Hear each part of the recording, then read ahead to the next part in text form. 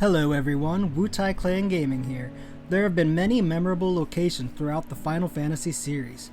From the beginning in Final Fantasy I with dungeons like Mount Golg, the Chaos Shrine, and the Sky Fortress, all the way to the beautiful world of Eos in Final Fantasy XV.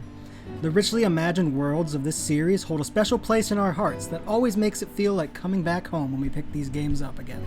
And in the Final Fantasy VII Remake, we were treated to a beautiful reimagining of Midgar, including locations such as Wall Market and the Shinra headquarters.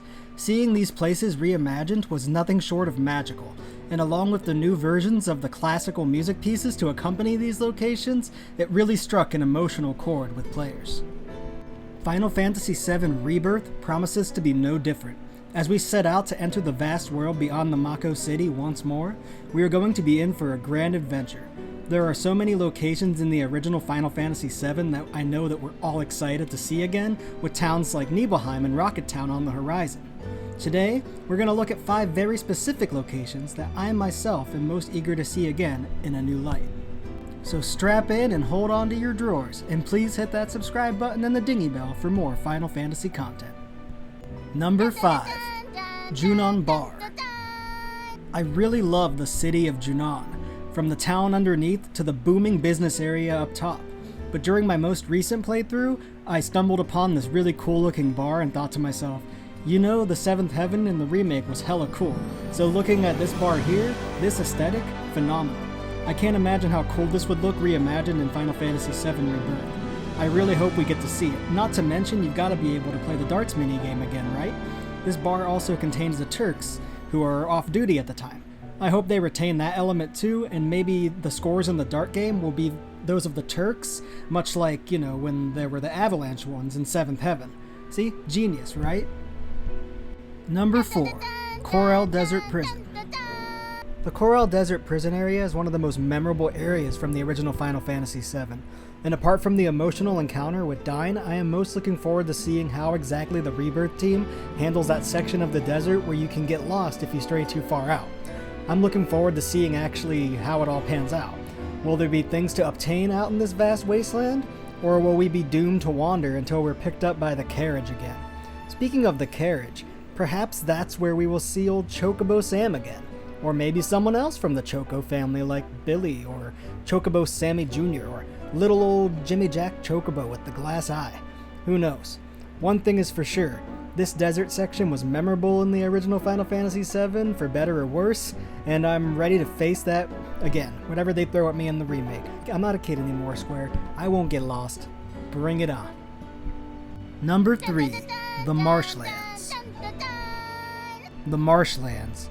Home to the terrifying giant snake known as the Midgard Zolom or Midgard Swarmer. I'm actually both equally scared witless and excited. I guess this is more of a morbid curiosity thing, given my intense fear of snakes. The Midgard Swarmer in Final Fantasy XV freaks me out so much every time I go near it to begin with, so this is going to be something to remember. If I decide to stream this game, I can't promise you that I won't be shaking and screaming. Nonetheless, this area is one of the most anticipated for me, for better or for worse. I wonder how the battle with the snake is going to turn out, or if you have to sneak past him, or what they're going to do with that. That's also very interesting to me. Maybe there's some type of mini game involved with it, who knows, but I'm definitely looking forward to it. Number 2, the Gold Saucer. Oh come on, this one was a given. Who doesn't want to unwind and have a fun time? I spent so much of my time playing Final Fantasy XIV Online and their Gold Saucer, and I'm beyond eager to see what awaits us in the Final Fantasy VII Remake's version of the Gold Saucer. I'm hoping for some serious variety of minigames and rewards, so I can spend hours here listening to that fantastic theme song while gambling my GP away, and unlocking some cool new things in the process. I quite enjoy the Serendipity Casino in Final Fantasy XIII, as well as the Dragon Quest XI Casino with those cool slot machines. Please tell me there's going to be a cool slot machine. I'm not addicted to gambling, I swear. I'm obviously looking forward to the dates as well. Barrett for the win. Number 1. Wutai Mountain and the Dachau Fire Cavern. Of course, number 1 is the vast mountain range of Wutai containing the Dachau statue and the Fire Cavern. This area has so much potential to look absolutely amazing in this game.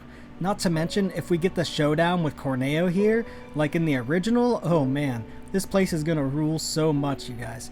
The Fire Cavern dungeon has the potential to be expanded into a much more major role, and in the original it contains some great materia and a great new weapon for Yuffie. The entire Wutai quest is Yuffie's, so you bet your ass I'm looking forward to it. Also, if you haven't watched my video about the Kyrie and Aerith connection, I put a theory in there about what exactly I think the whole showdown with Corneo is going to entail. So, if you haven't seen that, you should check it out and give me your thoughts on it. And there you have it. Those were 5 specific Final Fantasy VII locations I am most looking forward to visiting in Final Fantasy VII Rebirth. What did you think of the list? Please give me yours in the comments below, and be sure to like, share, and subscribe to Wutai Clan Gaming as always for more Final Fantasy and JRPG content. See you all real soon. Hey guys, thanks for watching. I know it's been a while since my last upload, and I'm still working very hard to put out the best content that I possibly can, and I have a lot of great things planned, and I'm hoping that my audience continues to grow, and I continue to meet new people who share the same love of Final Fantasy that I do. The next video I'm going to be uploading is going to be the beginning of my audiobook series, I guess you could say. I'm going to be reading Final Fantasy VII The Kids Are Alright, Turk's side story.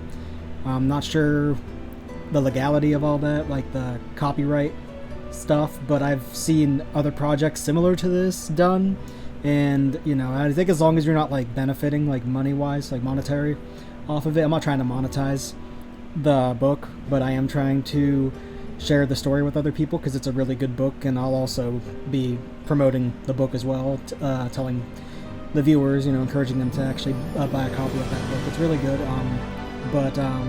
Yeah, I haven't seen anybody do like a reading of that. Nobody's read that online yet, as far as I know. I've seen someone has done the intro before to it, so that's going to be pretty cool and really fun. I'm looking forward to getting back into that book again. It's been a while since the last time I actually read it, and I'm excited to actually share Kyrie's story, Kyrie and Evan's story with everyone. So yeah, be on the lookout for that. Be on the lookout for more list videos and just other content. I'm really inspired by Final Fantasy Union. They do those character origin videos.